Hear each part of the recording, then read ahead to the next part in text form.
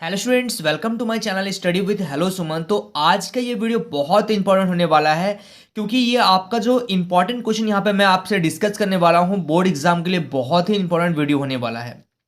तो स्टूडेंट्स, अगर आप मेरे चैनल पर नए हैं तो प्लीज़ चैनल को सब्सक्राइब करना मत भूलिए। इस वीडियो के नीचे एक सब्सक्राइब बटन दिया गया है, उस बटन को प्रेस कीजिए और नोटिफिकेशन को ऑल पे प्रेस करिए ताकि इस तरीके का हर वीडियो का नोटिफिकेशन आप तक पहुँचे। तो स्टूडेंट्स, चलिए इस वीडियो को बिना टाइम वेस्ट करते हुए फटाफट से स्टार्ट कर लेते हैं। देखिए, बहुत इंपॉर्टेंट होने वाला है ये वीडियो। तो हम लोग इसमें 8 से लेके 10 क्वेश्चन को करेंगे जो आपका इंपॉर्टेंट है और इसी टाइप का क्वेश्चन आपका बोर्ड एग्जाम में आने वाला है। ठीक है, तो देखिएगा ध्यान से। एक्स अक्ष पर वह बिंदु ज्ञात करें जो 2, -5 और -2, 9 से क्या हो, समदूरस्थ हो।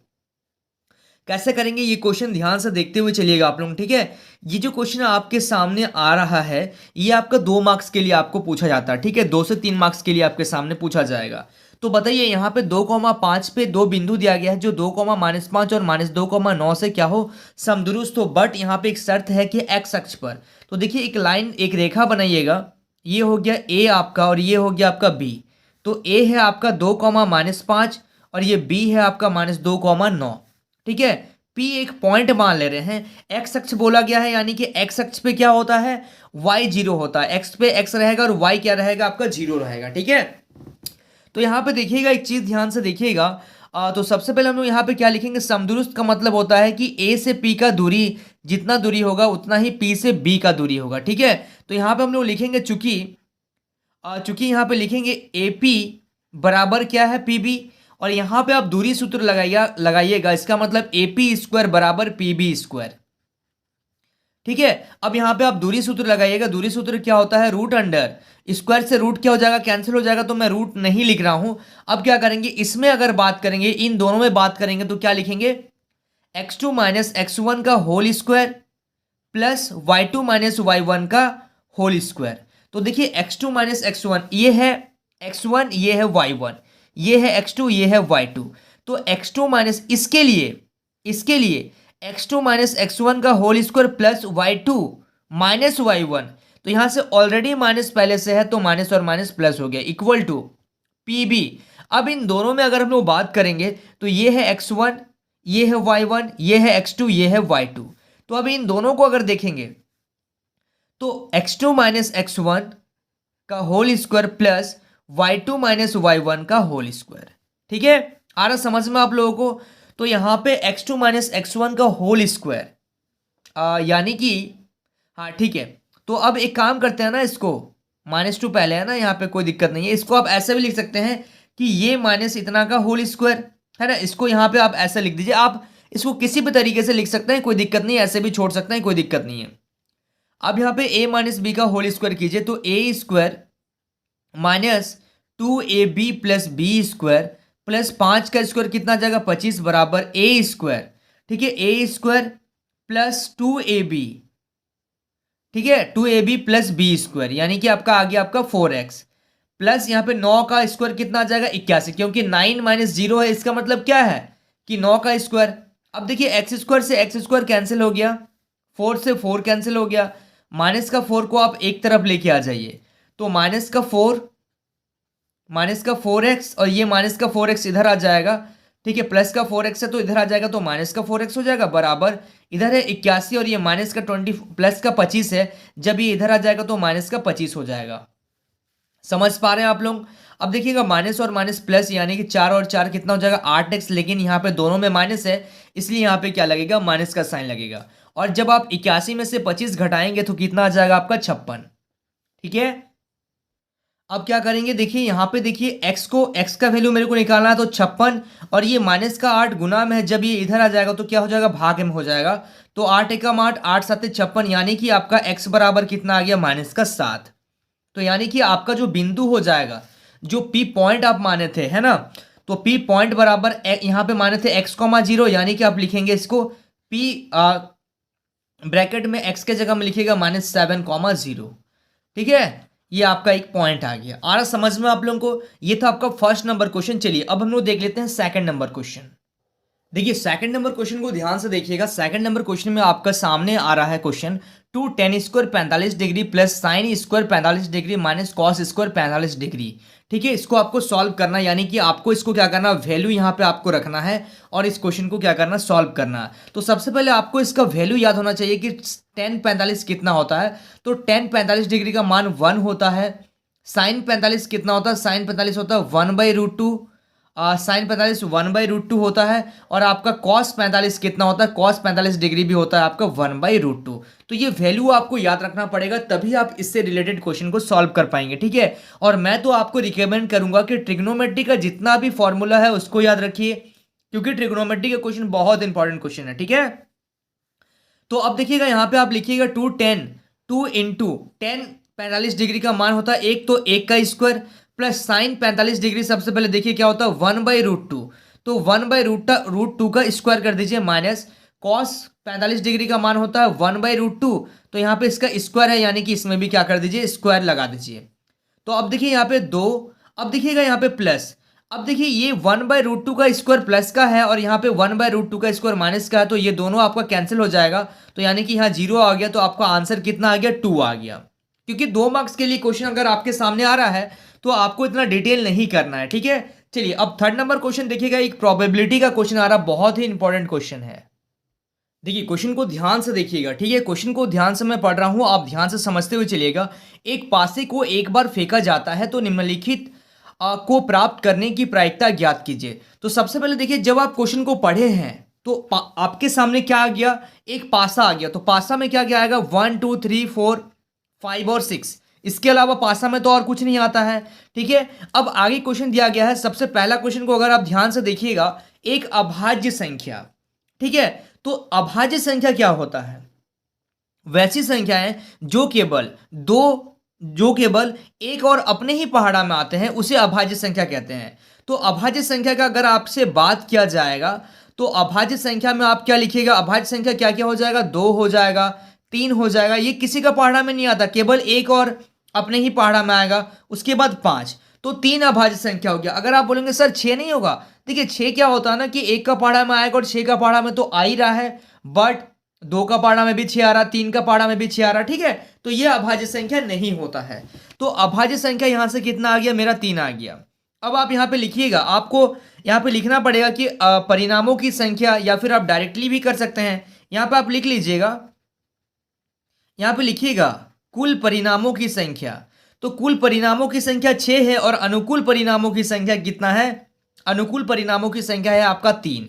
ठीक है, तो यहां पे मैं कुल परिणामों की संख्या, तो कुल परिणाम आपके पास कितना है, कुल परिणाम आपके पास 6 केसेस है। और अनुकूल परिणाम यानी कि इस कंडीशन को अभाज्य संख्या कितना आया है, 3 आया है, तो ये अनुकूल परिणाम हो गया। ठीक है, तो अनुकूल परिणामों की संख्या, तो अनुकूल परिणामों की संख्या है आपका 3। तो अब देखिएगा यहां से हम लोग प्रायिकता निकालेंगे। यहां से हम लोग क्या करेंगे, प्रायिकता यानी कि प्रोबेबिलिटी। कुल परिणामों की संख्या 6 है और अनुकूल परिणामों की संख्या 3 है, यानी कि 3/6 कैंसिल कर दीजिएगा तो ये आ जाएगा आपका 1/2। ठीक है, उसके बाद बोला जा रहा है कि एक विषम संख्या। चलिए सेकंड नंबर क्वेश्चन को यहां पे सॉल्व कर रहे हैं। विषम संख्या क्या क्या होगा, अगर हम लोग देखेंगे कि विषम संख्या मतलब क्या होता है कि वैसा अंक जो 2 से विभाजित ना हो। सीधा सीधा अगर आप इसमें बताना चाहेंगे तो विषम संख्या आपका क्या हो जाएगा, बताइए। यहां पे 1 2 3 4 5 और 6 में विषम संख्या क्या है, विषम संख्या 1 है, उसके बाद आपका 3 होगा और उसके बाद 5 होगा।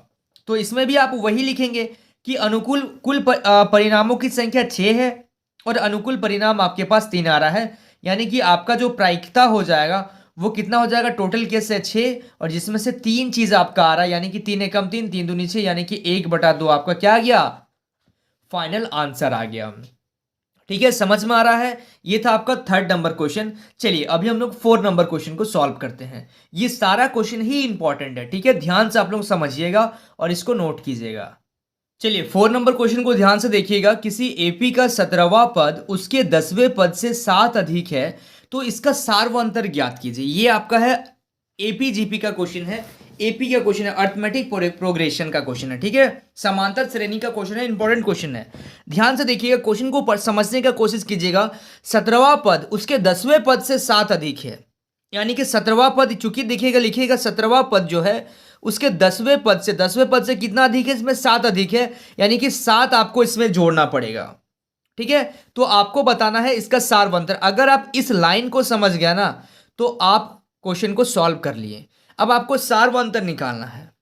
अब क्या करेंगे, A17 ये प्लस का है, A10 प्लस में है, जब इसको इधर लेके जाएंगे तो माइनस का, A10 बराबर हो जाएगा 7, यानी कि A17 देखिए an का फॉर्मूला क्या होता है, an बराबर होता है, बेसिक कंसेप्ट भी क्लियर कीजिए, फॉर्मूला को भी मैं आपको बताता हुआ चल रहा हूं, ठीक है।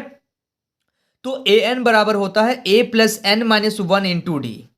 अब अगर आप यहां पे A17 रख दीजिएगा तो a प्लस एन के जगह में 17 आ गया, तो 17 माइनस 1 कितना हो गया, 16d, ठीक है। an बराबर a plus N minus 1 into D, ये फॉर्मूला होता है ना, तो 17 रख दिए तो क्या करेंगे, 17 माइनस 1 कर देंगे तो 16 आ जाएगा। यानी कि आप A17 की जगह में क्या लिखेंगे, डायरेक्ट लिखिएगा आप a प्लस 16d माइनस, यहां पे माइनस इसलिए ब्रैकेट लगाइएगा, अगर 10 होगा तो क्या लिखेंगे, a प्लस 9d, एक कम कर देंगे बराबर 7।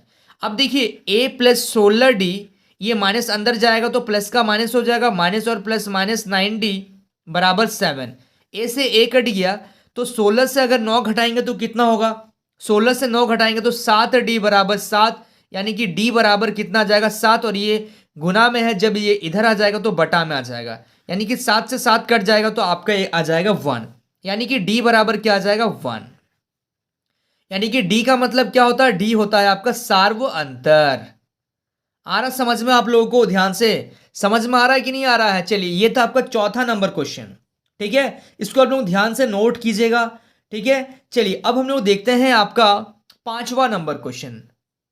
देखिए 5 नंबर क्वेश्चन को ध्यान से देखिएगा, यहां पे बोला जा रहा है वह अनुपात ज्ञात करें जिसमें बिंदु a दिया गया है 1, और b दिया गया है आपका -4, को मिलाने वाले रेखाखंड x अक्ष से क्या हो, विभाजित हो। यानी कि आपको यहाँ पे दूरी सूत्र वाला, कौन सा दूरी में एक फॉर्मूला पढ़े थे, विभाजन सूत्र, जो कि आपका क्या था, y बराबर, यहाँ पे x अक्ष बोला गया है, ठीक है। तो यहाँ पे जो हम लोग फॉर्मूला पढ़े थे, कौन सा फॉर्मूला याद आ रहा है आप लोगों को, m1y2 प्लस m2y1, ये फॉर्मूला आपको यहाँ पे लगाना पड़ेगा।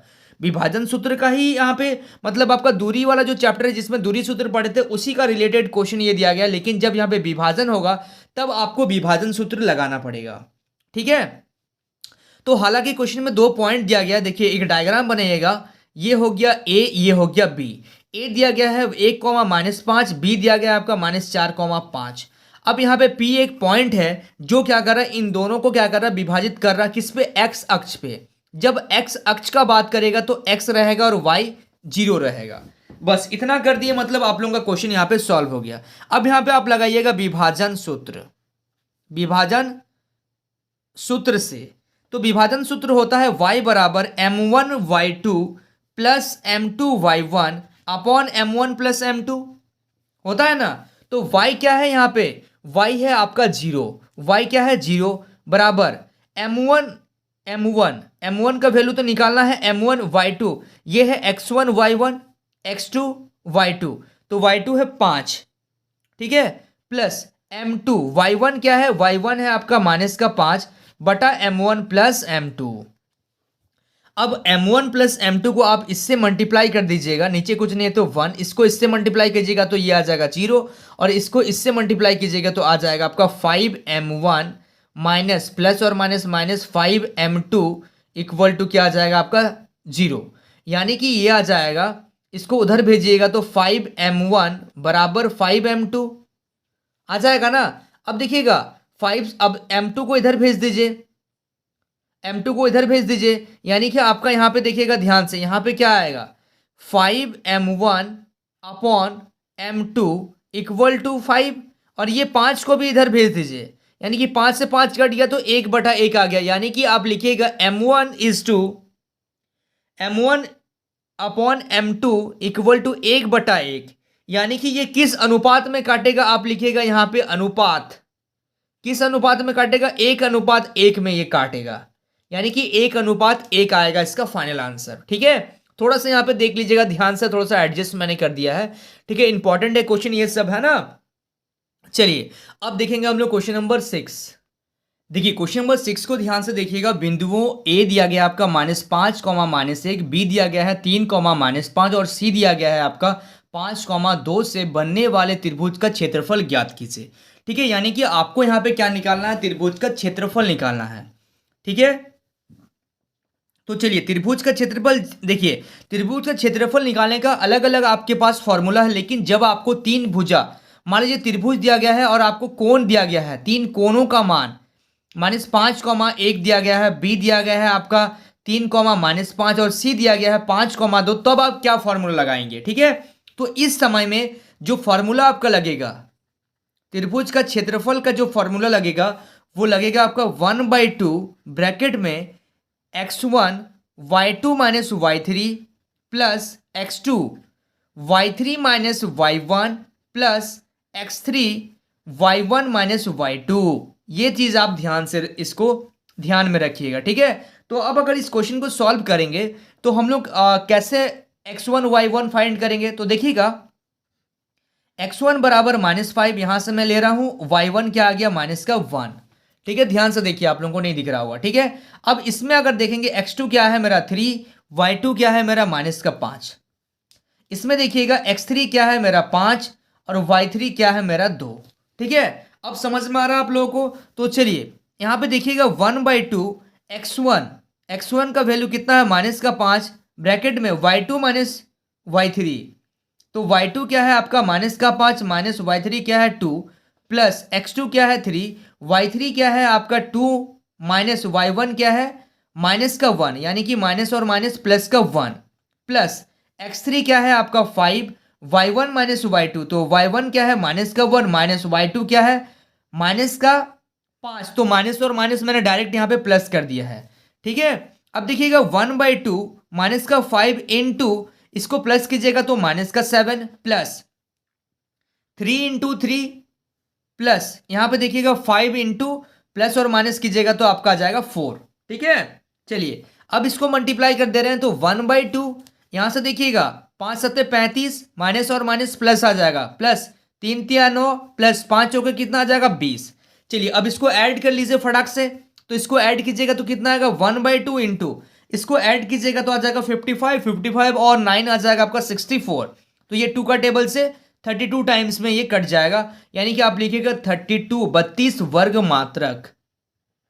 ये भी इंपॉर्टेंट क्वेश्चन है आप लोगों का, ठीक है। ये सारा इंपॉर्टेंट क्वेश्चन है और ये 3 मार्क्स के लिए आपके पास आएंगे। ये क्वेश्चन आपको 3 मार्क्स दिलाएंगे। देखिए कितना करना पड़ रहा तब जाके आपको 3 मार्क्स मिल रहा, तो एक एक मार्क्स भी आपको बहुत मायने रखता है एग्जाम पॉइंट ऑफ व्यू से, ठीक है।